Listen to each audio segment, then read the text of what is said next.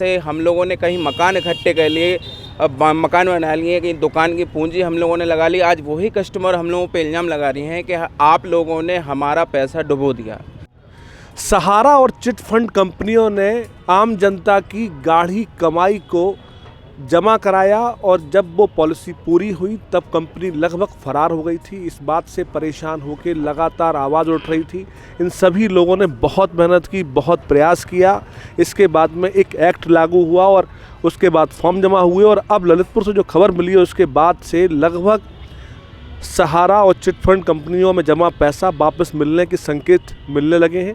भैया आपका नाम क्या है? रघुनंदन सोनी। सोनी जी, कितना प्रयास आप लोगों ने किया और अब तक का स्टेटस क्या है पूरे मामले का? लगभग हम 3 साल के लगभग हम लोगों को प्रयास कर रहे हैं, जिसमें आज ऐसा लगता है कि हम लोगों को आशा जगी है, चाहे वो प्रशासन के द्वारा हो, माननीय सुप्रीम कोर्ट के द्वारा हो।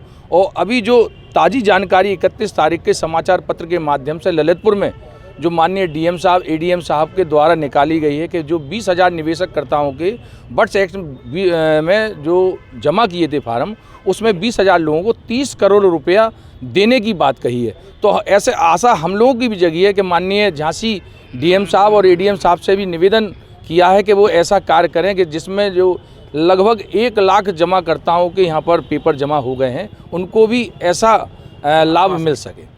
भैया नाम क्या है आपका? मनीष गोस्वामी। मनीष जी, कितनी बड़ी राहत है ये आप लोगों के लिहाज से? आप लोग लंबे टाइम से परेशान थे, इस पूरे टाइम के लिए कितनी बड़ी राहत मिली है ये? हम लोग सर बहुत दिनों से परेशान थे और हम लोग ये चाह रहे थे कि जितनी जल्दी हो सके उतनी जल्दी ये काम हो, लेकिन हमें प्रशासन द्वारा जो थोड़ी बहुत राहत मिली है उसके लिए हम लोग आभारी हैं। जो आज हम लोग इसीलिए आए हुए हैं कि उनका आभार व्यक्त करने के लिए। भैया नाम क्या है? लवलेश अग्रवाल। कितने पैसे जमा कराए थे आपके माध्यम से? कैसे लोगों ने पैसे जमा किए थे उस टाइम? बहुत छोटे, बहुत गरीब लोगों के 10-10, 5-5 रुपये करके जमा किया हुआ है लोगों का पैसा। बहुत मेहनत का पैसा है लोगों का। और जो अभी जो खबर आ रही है, इससे उन सभी के मुरझाए हुए चेहरों पर एक खुशी की लहर दौड़ी है। और आशा करते हैं कि इसी तरह झांसी में जिस तरह से ललितपुर की खबर आ रही है, अगर झांसी में इस तरह का कार्य हो जाता है तो एक आदमी, शासन प्रशासन का बहुत बहुत धन्यवाद रहेगा। इसमें हमारे साथ में मीडिया प्रभारी जी का भी बहुत बहुत हाथ है, जिसने इस हम लोगों के इस प्रकरण को बढ़ चढ़ के बढ़ाया और हम लोगों का पूर्ण रूप से सहयोग किया। हम लोग आप लोगों का भी बहुत बहुत धन्यवाद करना चाहेंगे। वैसे नाम क्या है आपका? आनंद सोनी। आनंद जी, आपके माध्यम से कितने लोगों ने पैसे जमा किए थे? कितनी महत्वपूर्ण था एक रुपया और अब उनके दिल पर गुजर कर रही है और अब कैसा लग रहा होगा उनको? देखिए, सबसे पहले तो हम आपका बहुत बहुत धन्यवाद करेंगे जो मीडिया ने इतनी अच्छी तरह से पूरी खबर को दिखाया है, एक चीज़ को, एक पॉइंट को दिखाया है। और जिस तरीके से आपका सवाल है कि जो भी जमा करता हम लोगों के जुड़े हुए हैं वो बहुत छोटे छोटे निम्न वर्ग के लोग थे। कोई 10 रुपये, कोई 20 रुपये जमा करता था और 10-10, 20-20 रुपये करके उन्होंने बहुत अच्छी कमाई जो जमा की थी सहारा में। और जमा करने के बाद एकदम कंपनी फरार सी लगी कि कंपनी भुगतान नहीं कर रही है। लोगों का ये कहना था कि सहारा से हमने बहुत अच्छा कमा लिया, किसी ने घर बना लिया, किसी ने दुकान बना लिया। लेकिन आज की डेट में जब वही कस्टमर, जो वो जमा करता, जो हम लोगों को कहते थे कभी कि आपकी वजह से, सहारा की वजह से हम लोगों ने कहीं मकान इकट्ठे कर लिए, अब मकान बना लिए, कहीं दुकान की पूंजी हम लोगों ने लगा ली, आज वही कस्टमर हम लोगों पे इल्ज़ाम लगा रहे हैं कि आप लोगों ने हमारा पैसा डुबो दिया।